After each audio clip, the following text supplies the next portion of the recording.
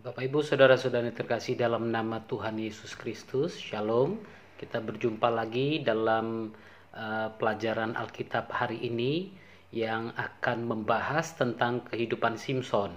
Dalam 2 video saya sebelum ini Anda bisa mendengar ada beberapa hal yang harus kita pelajari dari kehidupan Simson dan keluarganya. Poin pertama kemarin saya sampaikan bahwa orang tua harus belajar mendengar suara Tuhan sehingga mengetahui apa yang Tuhan inginkan dari kehidupan anak-anaknya. Nah, yang kedua adalah mengenai Simson, ini seorang nazir tidak boleh menyentuh mayat atau bangkai.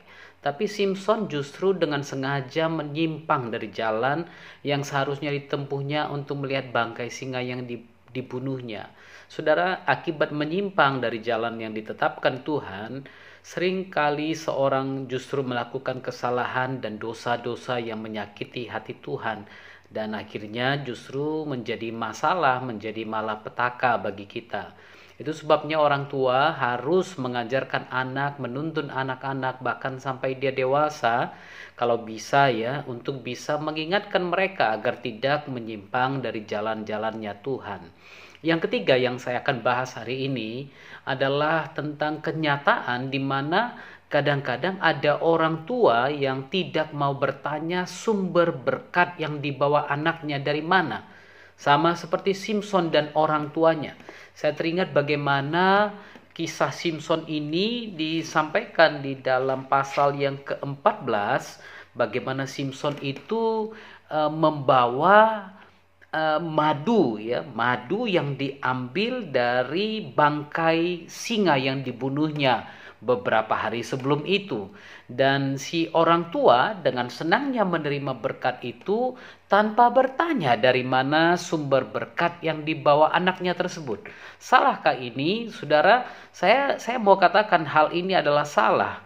Karena apa? Sering sekali kita hanya mau berkat saja tanpa mau mengetahui sumber berkat itu datang dari mana. Sama seperti yang dialami Simson dan keluarganya. Ibunya tidak bertanya dari mana asal madu tersebut. Padahal sebagai seorang ibu dari anak yang didedikasikan untuk Tuhan, ibunya Simson ini wajib bertanya dari mana sumber madu itu.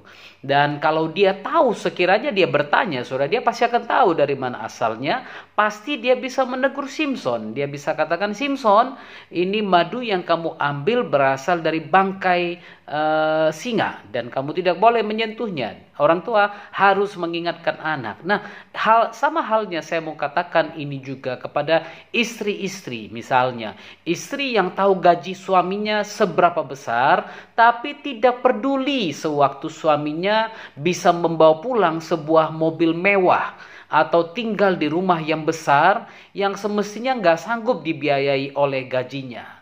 Nah, saudara, seharusnya istri yang takut akan Tuhan dia memperhatikan ini. Dia bertanya dari mana papa bawa uang ini, bawa mobil ini. Dari mana uang yang didapat sehingga kita bisa tinggal di rumah yang mewah, di rumah yang penuh dengan semua aksesoris yang luar biasa.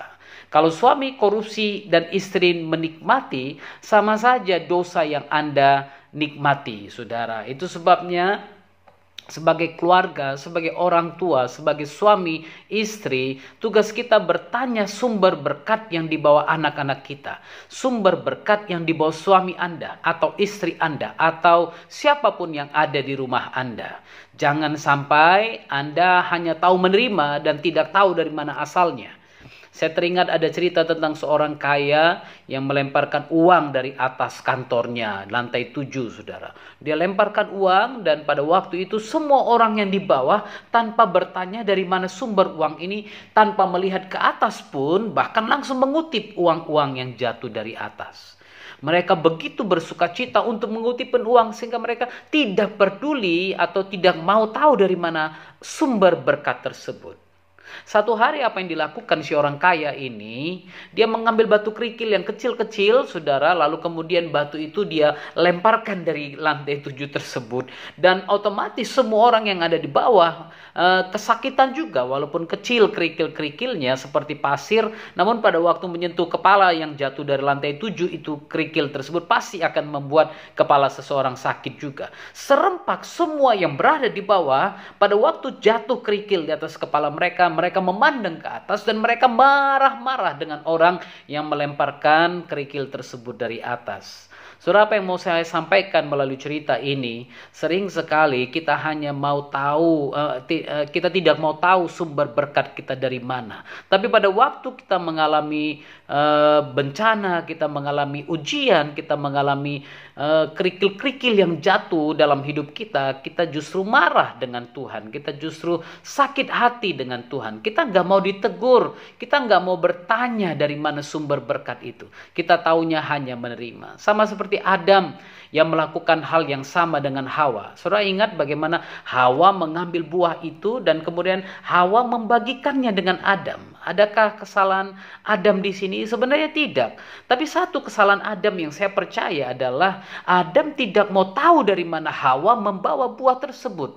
Kalaupun dia tahu, saudara, dia mungkin merasa, aku udah nyaman dengan Hawa. Aku tidak mau terpisah dengan Hawa. Dan aku tidak, nggak apa-apa deh, dosa Hawa ku alami juga. Ku bagi juga denganku. Saudara, di sini masalahnya. Kadang-kadang cinta membuat mata kita tertutup.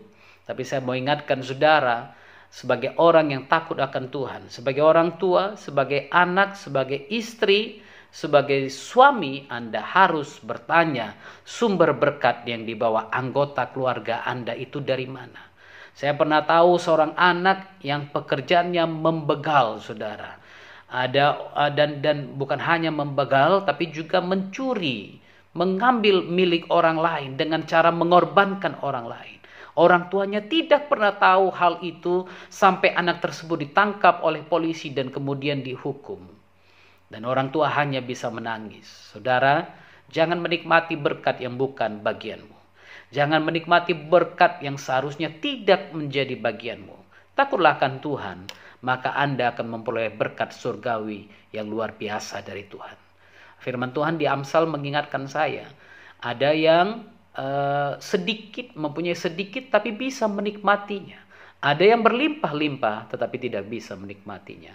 Saya berharap Anda memilih berkat yang datang dari Tuhan, walaupun terbatas sedikit, tapi Anda bisa menikmatinya. Daripada berlimpah-limpah, namun hidup dalam ketakutan dan dalam dosa.